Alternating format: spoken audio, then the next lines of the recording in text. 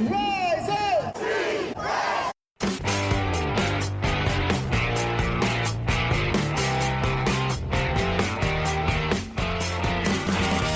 This is the Rise Up See Red podcast, all about the Arizona Cardinals and the NFL, featuring insider and outsider perspectives. Enjoy the best hour of Cardinals talk on the web. Now here are your hosts, Jess Root and Seth Cox.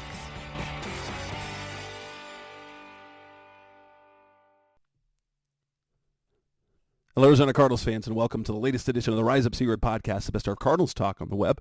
I'm your host, Jess Root, from CardsWire.com, the USA Today NFL Wire site that covers the Arizona Cardinals, recording on a Thursday afternoon, the day after the schedule release. With me is co-host Seth Cox from RevengeOfTheBirds.com, SB Nation's Arizona Cardinals site, and also one of the hosts of the original Draft Breakdown podcast. Seth, we get to talk about the schedule and make some stupid early time predictions, but hey, it's, you know, this is kind of interesting. I will say that our predictions were stupid.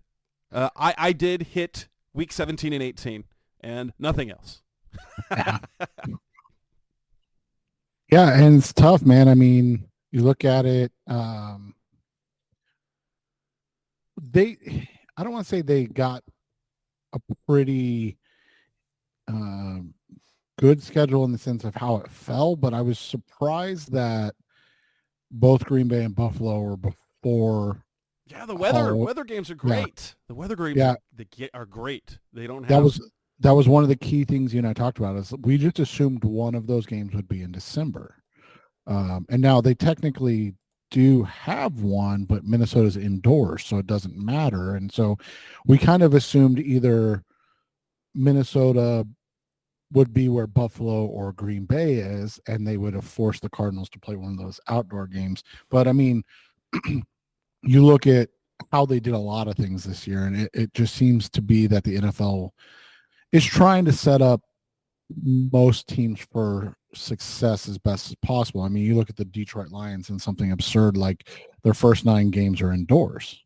Like, you know, Jared Goff's splits when you're talking about indoors versus outdoors are absurd. And so it's just interesting to see how everything kind of fell the way it did. And we'll talk about it, but the first 6 weeks are brutal. Yeah, they've got a brutal schedule. In fact, let's start with that. If you haven't heard the schedule yet, let's go ahead and run it down for you week by week. The Cardinals will start off on the road week 1 at the Buffalo Bills, followed by 3 home games in a row. I honestly did not expect that. I've never, in fact, this has never happened since I've covered the team.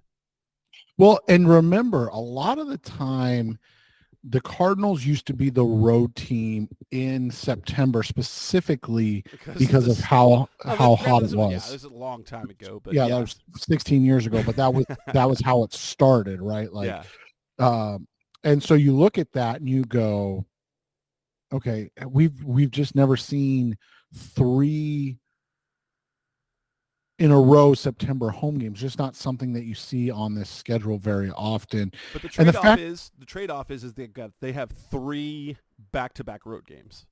They do, but the nice thing is about all of those is they are spread out. Like the December, January ones are kind of lumped together, but at the same time, you look at how this all kind of fell, and after the first 6 games, you really feel good about what the schedule is. And you don't want to say the first 6 games of the season are going to define this team, but it kind of will. It will more or less define the type of season they're going to have. Right. You want to see this team, and I know this sounds crazy when I'm going to say this, but you want to see this team be at worst 2-4 in that first 6 games, and anything above 2-4, you feel like, damn, this might be a playoff team. Like that's legitimately how you kind of start it, because I mean, they play, one of the perennial contenders in the AFC. Then they play the reigning NFC champions who are also in their division. They play the runner-up NFC team who is everybody's darling to be back in the NFC championship game again. And then they play the team that should have beat the 49ers. Let's just be honest. I mean, and then you just throw in, ho-hum the Rams who own the Cardinals under Sean McVay. And realistically, like those first 6 games, not obviously talking about the Washington Commanders that's an incredibly rigorous schedule. Yes. And the fact that it's 3 on the road and 3 at home, but they're spread out the way they are is another like crazy way that this all fell. Okay. Yes. Back to going down the schedule. So week 1, Buffalo on the road. Week 2, at home against the Rams. So they have a home opener in the division against the Rams, followed by the Lions in week 3 at home, and then the Cliff Kingsbury, Jaden Daniels homecoming in week 4 at home, before they go on the road in week 5 to face the 49ers, on the road in week 6 to face the Packers in October. Not a bad deal. They return home for a Monday night game against the Los Angeles Chargers. We'll talk a little bit more about what that means. It's their one primetime game. Then they go on the road in week 8 to face the Miami Dolphins. Come home week 9, face the Bears. And then they play a second home game in a row against the Jets. And so they have 2 games going into home games going into the bye week in week 11. After their week 11 bye, on the road in Seattle, then on the road at Minnesota, back at home against Seattle. So they're going to face the Seahawks, this is an interesting scenario in the fact that this is a new coaching staff, and the Cardinals will face that Seahawks team twice in the second half of the season, when they're probably going to be what they are, like in terms of whether if they're going to be decent, they will be decent by then. Week 15 at home against the Patriots, on the road against Carolina, on the road against the Rams, and then closing the season at home against the 49ers. And that is the full schedule. Like just at a glance, like you mentioned it, brutal start. They play 5 playoff teams from last season in the first 6 weeks. But, I like that in one sense, because if this team is doing what it's supposed to do, like if it is making the progress that we believe they can make, they shouldn't drown. And basically those first 6 weeks, those first 9 weeks, the first 6 weeks, if they can stay afloat, they could make a late push. They could, because the schedule opens up towards the end.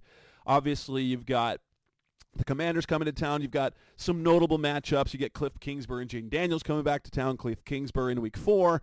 Obviously, he was the head coach here for several years, got fired. It's his return. Jaden Daniels played for Arizona State.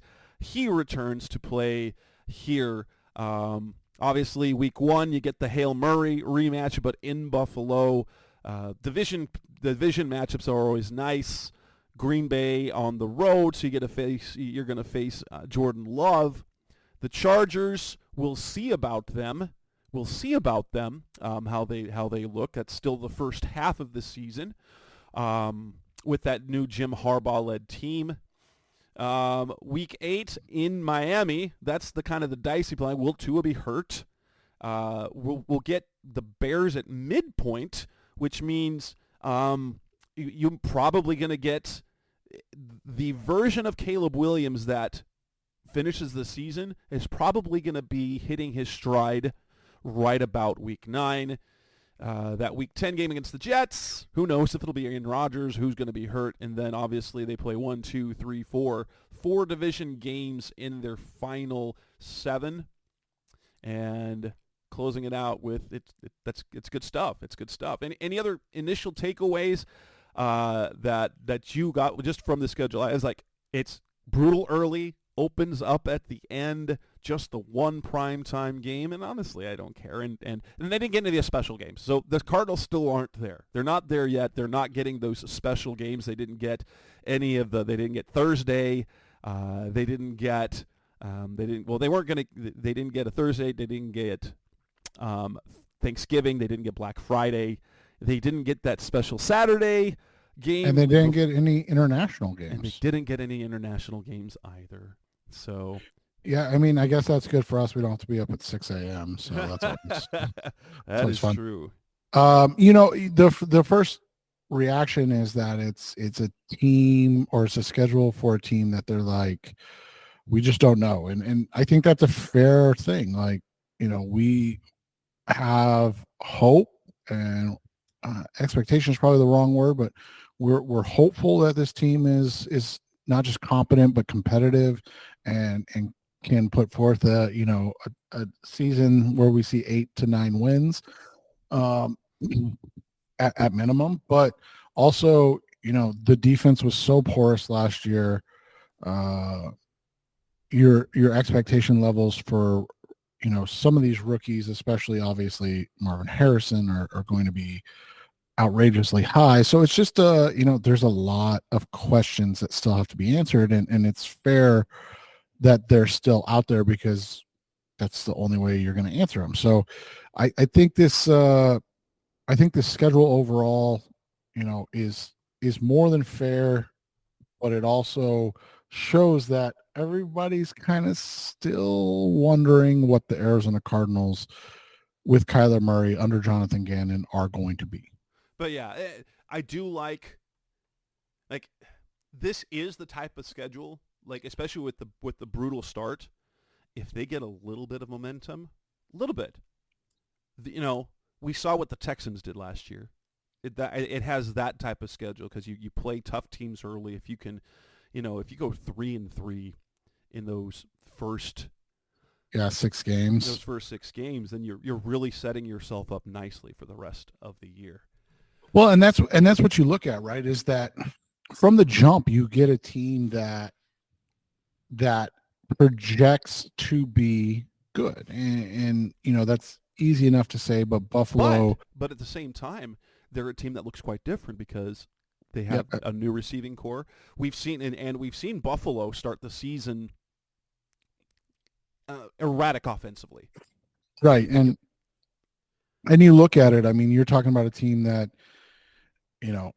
is this going to be another 13 win season, or will they be a team that finishes with 10-11 wins like they have? And it's kind of funny, since 2019. I mean, Josh Allen came in 2017, I believe, if I remember right, but don't quote me on that. It might have been 2018, because that was the Josh Rosen year. Okay, yeah. So 2018, it's kind of funny, since after his rookie season, 6 losses, 3 losses, 6 losses, 3 losses, 6 losses. So is this, are they on that side where they'll be? This is the 3-loss 14-3 team, right? Or is, as you pointed out, is that, and you don't want to say is that ship sailed, but like, this is a very different looking team without Stephon Diggs, without that defense, that defense that has been around for so long and so potent. I don't think people understand how good their defense has been under Sean McDermott with this group of defensive players, especially, the guys in the secondary. That secondary is completely remade.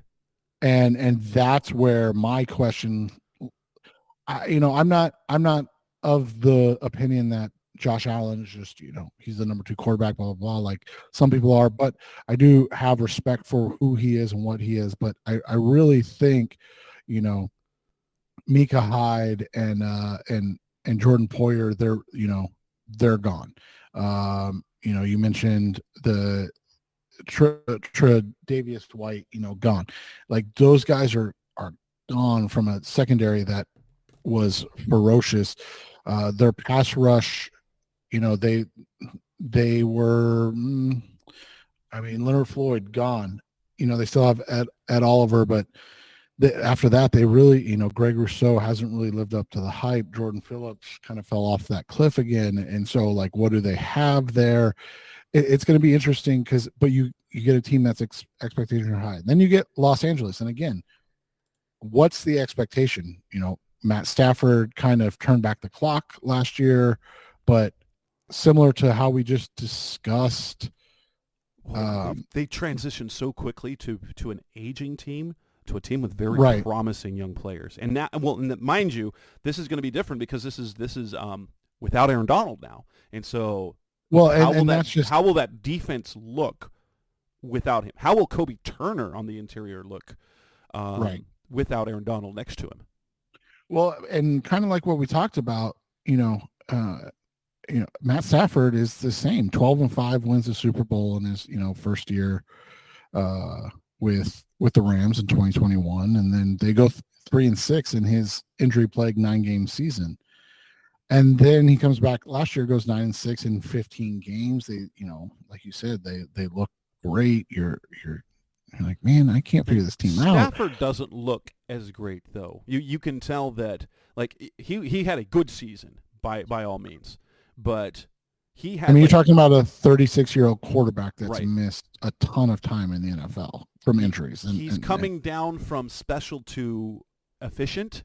It's kind of the Carson Palmer-esque end of things. Like you see the fall off, and you're not saying it in a negative way. You're just saying it in a realistic way. Like, this is a guy that is clearly at the end of his career and still has these incredible flashes of brilliance, but is 36, has missed, swaths of time over his career. And how do they react and respond to that? And like you said, the biggest one for them is simply Aaron Donald. You're talking about the greatest player of a generation. He's gone, and it, you can do as much as you want getting Jared Verse, getting Braden Fisk. You can do that. It's not Aaron Donald. And so how does that defense look and respond without having, legitimately the greatest player of the last 7-8 years? How does that go? And so we'll see how that works itself out, and where that puts them moving forward. But that's where they're at. And then it's just, then it's a normal kind of schedule from there. You've got the Lions, who are, like I said, phenomenal. You've got the Commanders, who we just don't know anything about. And, but from there, it's your standard, like, hey, let's see where this team is. And I think there's no expectation, I think, in that first San Francisco game, right? Like, you and I are going to do our way too early predictions in a minute, and we're both going to say week 5, October 6th is a loss because it's at San Francisco, like, whatever. But I think that's the first game that you look at and you go, unless they're 0-4, in which case you're like, this team's awful. But like, that's the first game you look at, whether they're 4-0, 3-1, or 1-3, and you're like, okay, let's measure them at this point. Like, where are they at? And if they go in and they play competitively and the 49ers are on their game, but the Cardinals can respond and keep things close, a loss even, and at that time you go, okay, this team is where I expected them to be, and they're competing. Whereas, like, even if they're 4-0 and they go to San Francisco and get blown out, you're like, they're just not ready yet, right? Like, and you can have a bad day and whatnot, but it's like, this is the game that's going to be the measuring stick, because this is still the mountain you have to climb, not just in the NFC, but in the NFC West, if you want to truly be a competitive, team that you look at as a true threat to the NFC, crown. Coming up next on the Res of Red podcast, the best of Cardinals talk on the web. Let's talk about the matchups we're looking most forward to, and break it down into, like we did last year. Should win, no chance games, and then kind of the in-betweens. That's coming next on Res of Red. We're back on the Rise of Sea Red podcast, best hour of Cardinals talk. Well, we're going to dive a little deeper into the schedule a little bit. I did want to kind of point out one thing, and if we're diving into this a little bit, it was kind of the Cardinals got a primetime game, but the primetime game that they got shows what they kind of think of the Cardinals because it's a JV game.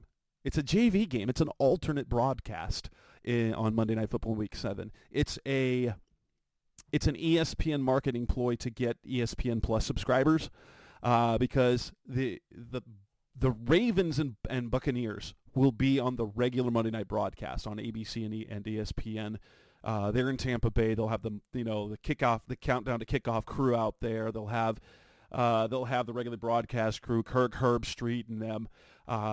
And then the Cardinals, 45 minutes after that game kicks off, will kick off here in Arizona, streaming only on ESPN Plus. Now, Cardinals fans, you guys don't need to. If you're here local in the viewing area, in the Phoenix area, if you're a Chargers fan in the Chargers viewing area, we will all be able to watch that game on local over-the-air network TV. That's always the deal. Local markets always get that. But it's a throwaway game. So if it's basically becomes if the one game gets out of hand, there's this alternate game, or maybe they're trying to get a few more eyeballs from the West Coast on it. But like the fact that their only primetime game is an alternate broadcast that'll have the B team, it'll have their B team broadcast team. It's only on ESPN Plus.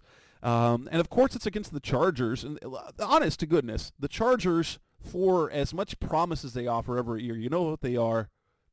They are an unimpressive viewing team. Like Cardinals-Chargers doesn't, like, in terms of football it's important, but in terms of fan interest, never going to move the needle.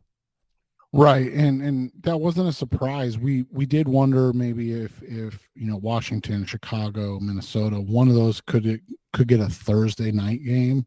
Kyler Murray against one of these rookie quarterbacks, maybe even Carolina. Oh, come on, they could have done the Thursday night game against Green Bay, like they had here. Give it a couple of rematches. You have the AJ Green rematch. That'd be. I would have done it differently, but nobody cares about the Cardinals. Right, exactly. So that's the thing. That's the thing that we understand as Cardinals fans, having grown up here, having watched the team.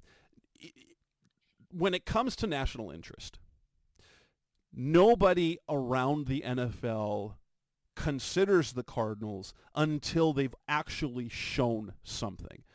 2016. There were high expectations of the Cardinals because they went 13-3 the year before. There is never buzz leading up, so it is always they have to prove it before they start getting attention, and that's how it is. Otherwise, they have a good season. The next season they're going to be intriguing, but no one will ever anticipate the Cardinals having a good season without having had it first.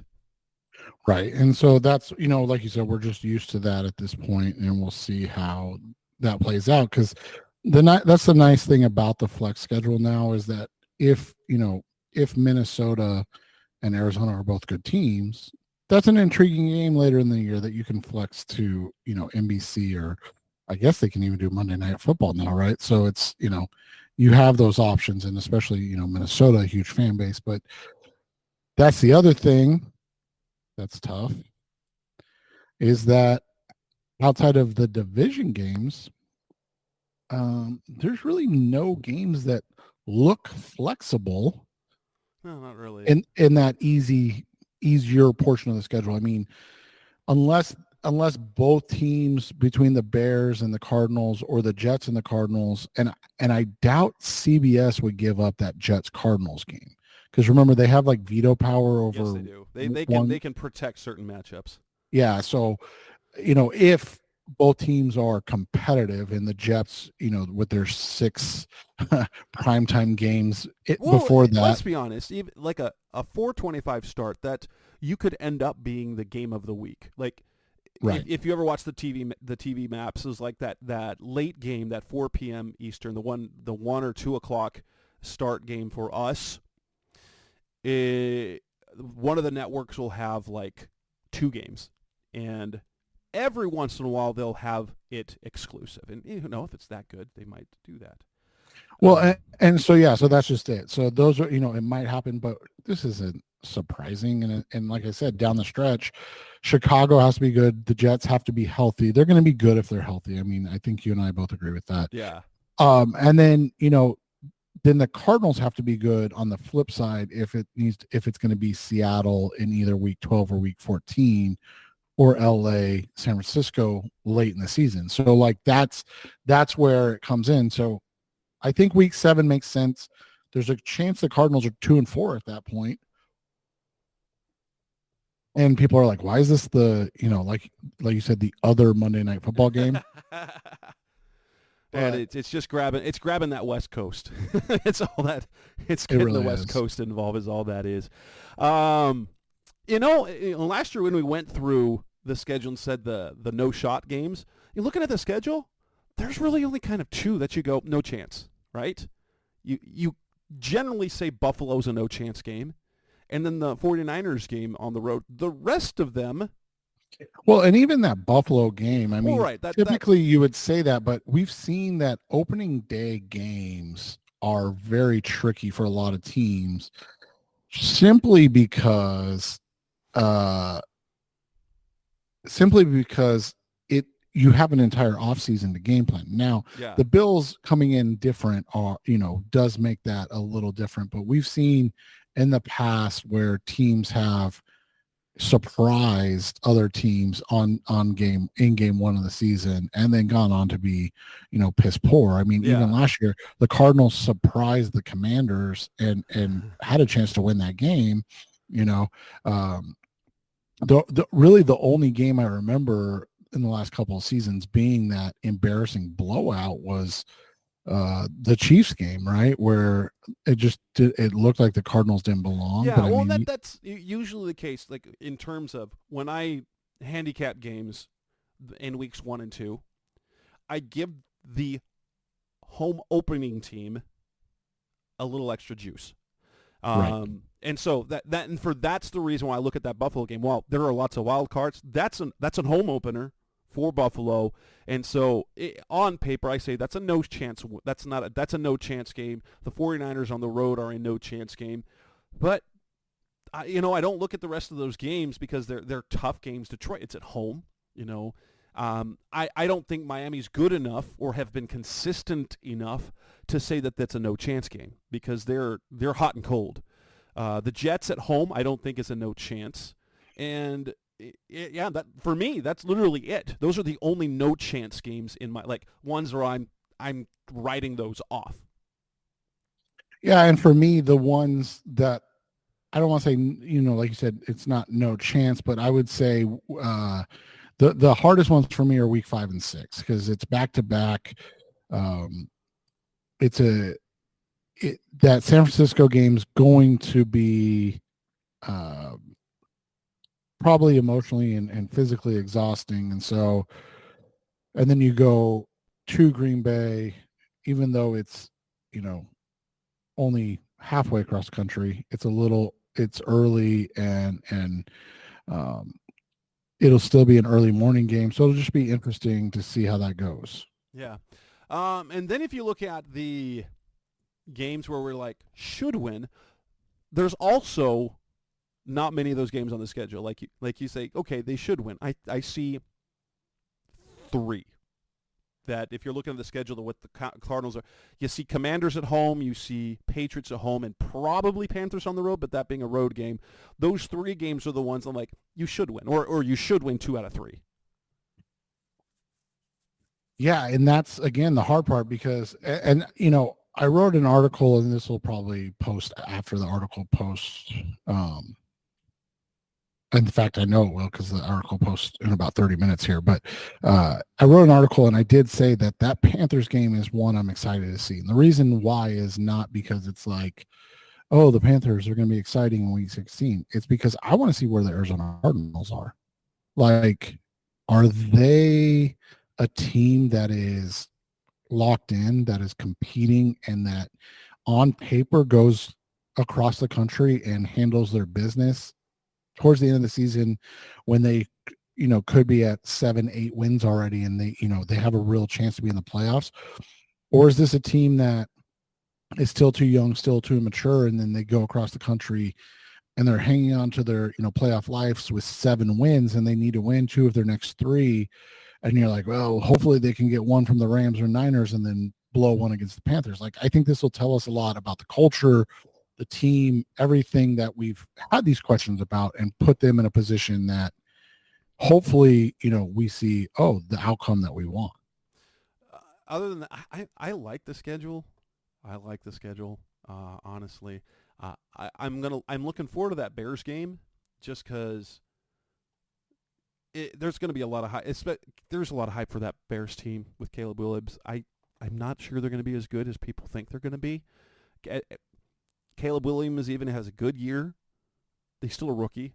I don't think he's C.J. Stroud, and I don't think he's Andrew Luck. And those are, if you look at, teams that were bottom 10 teams in the league the previous year, and they draft a rookie quarterback first overall, you don't generally see them. You don't see teams be good.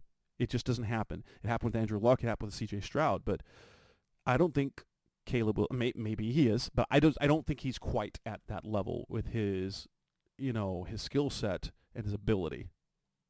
Yeah, and that'll be another one of the intriguing things to watch and kind of follow along with, because there is so much hype behind him, and the expectation levels for him are so high. And, they were clearly a quarterback away last year, and so now they draft a quarterback first overall, and, are they going to improve on that, or was that a fluke, all of that stuff. And so that's going to be what's interesting to follow along with on that aspect of things, because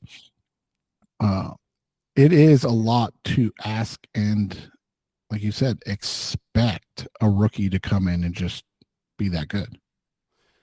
Coming up next on the Rise Up Series podcast, the best our Cardinals talk on the web. Let's move on to our final segment, where we talk about, we're going to go make some predictions.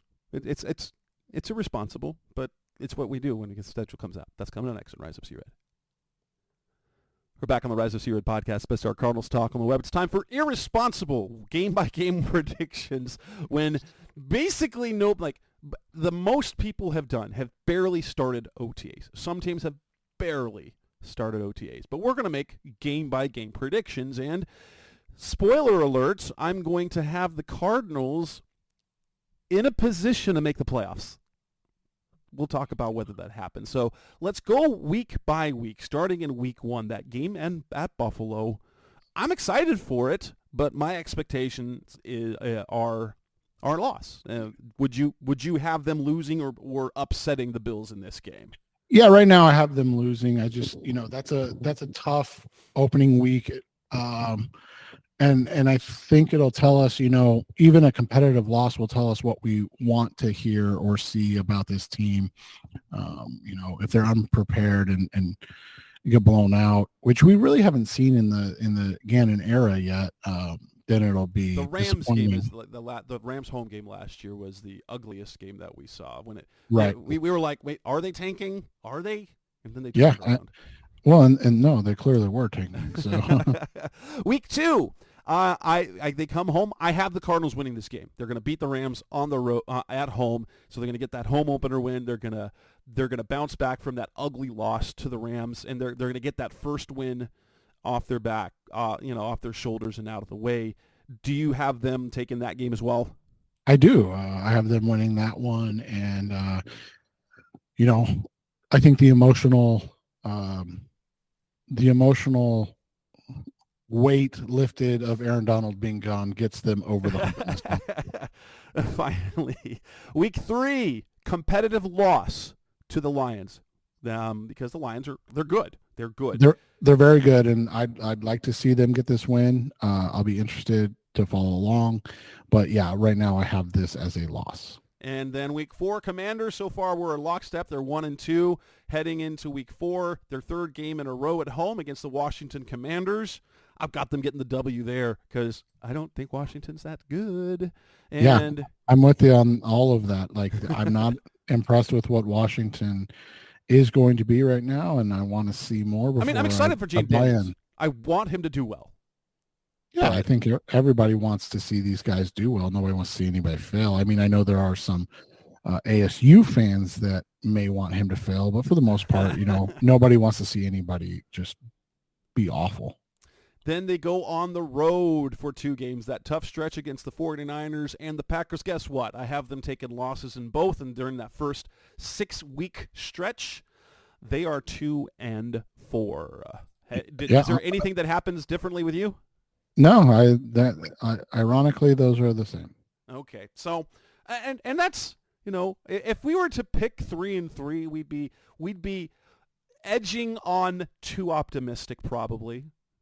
Yeah, definitely. I think it would be a little over the top hyped, but I don't think 2-4 is over the top. No, but what we do expect from this team is for them to move forward. And maybe if we're wrong, and then this whole process is a mess. So Week 7 coming back to town to play the Chargers on Monday Night Football. I have them winning that game. What about you? I have them winning that game as well. I think this is a game where they can get they can kind of establish what they are as a team. They get to 3-4, and they have a chance to get to 500 the next week in the first 8 weeks. And going to Miami in Week 8, this is the game that they're going to steal. This is their steal game on the road this year. I think they steal that win in Miami in October, and they will even their record at 4-4 for me. Yeah, and I still have them losing this one. So you go, across the country on a short week, early time game in one of the hardest cities to play in because of the nightlife around the city. So I'm going to go that they end up losing that one, and they sit now at 3-5 for you, 3-5 for yep. me.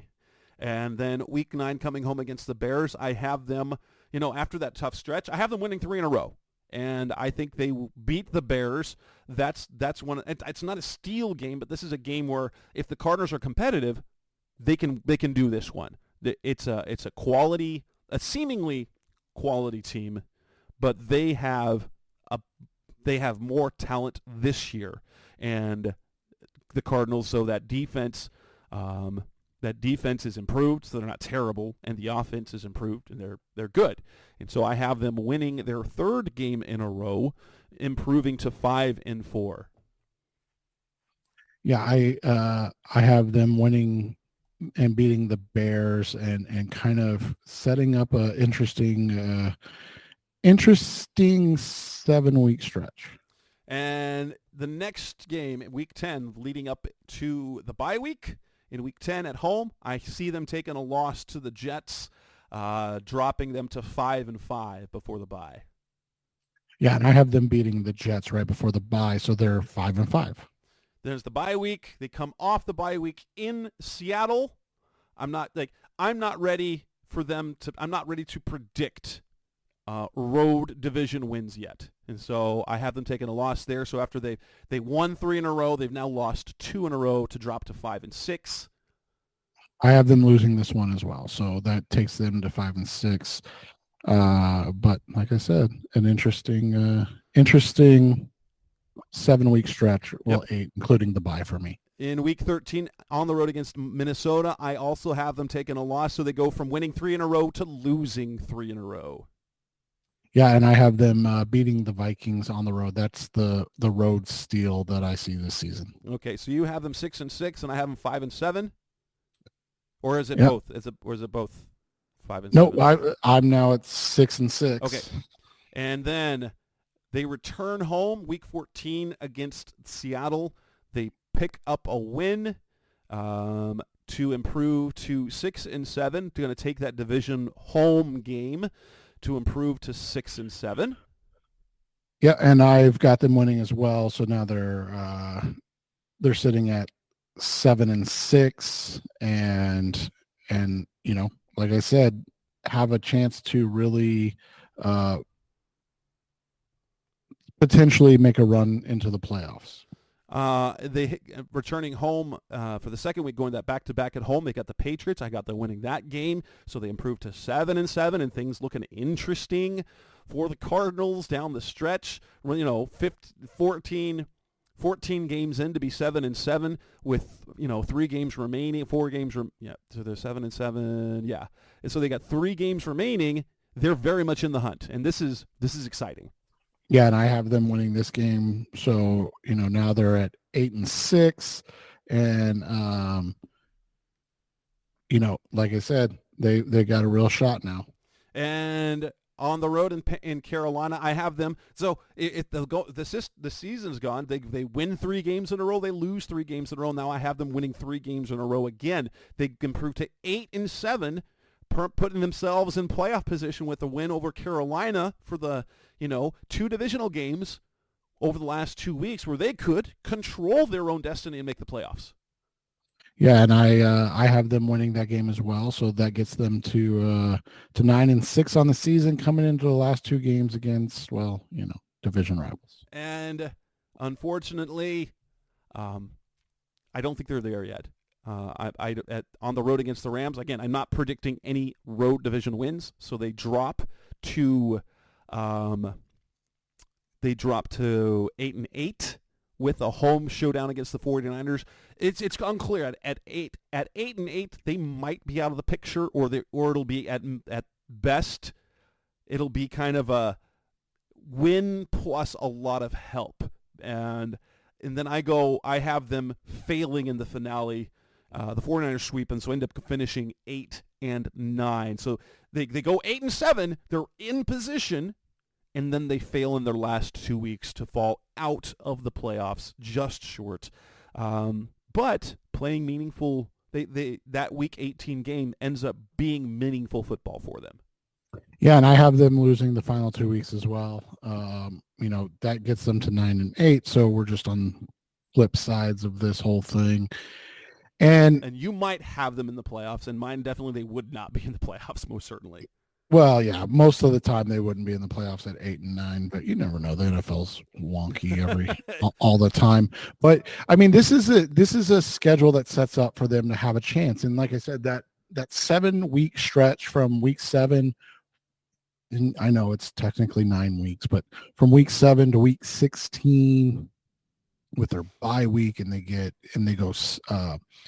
they're able to go 6-2 in those games and really turn it on. I think that's why I like what they have, but it's tough, man. I mean, the start of that season's tough. Going to be tough to win, tough to overcome some things.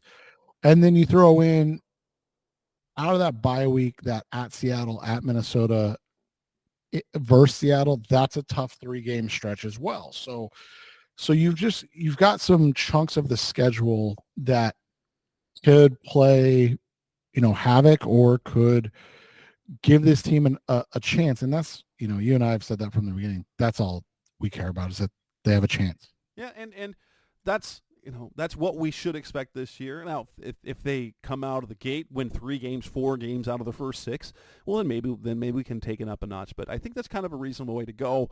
Last year, everyone, you can laugh at me. It's fine. I predicted 7 wins, but I also predicted Kyler Murray would be back earlier than he was. I had him coming back. What was it? The Ravens game, yeah. Yeah, I actually had him coming back for the Rams. And, that's right, the week before the Ravens game. Yeah, I had him coming back before then, and so had that happened, I think they would have had a different season. But when he didn't come back till after the Browns, yeah. Anyway, that'll wrap up this edition of the Rise Up Secret Podcast, special of Cardinals Talk on the Web. This has been episode 542. Next week, as OTAs begin, we'll start to talk positional battles and things like that. And it looks like next week we will probably have one show, and then we might be on hiatus for a couple of weeks, as I'll be traveling and Seth's got stuff, and and then we'll get back together to talk minicamp, kind of wrap things up. So that's Seth Cox. I'm Jess Root. Thanks for listening. As always, we'll be back next week. Thanks for listening to the latest edition of the Rise Up See Red podcast. Listen to previous episodes and subscribe to the show on Apple Podcasts, Stitcher Radio, Audioboom, or many other podcast platforms so shows are delivered directly to your mobile device. Please give the show a 5-star rating and always support the sponsors who support the show. We'll be back soon for the best hour of Cardinals talk on the web. Rise up, Red Sea, be Red, see Red, and of course, rise up, see Red.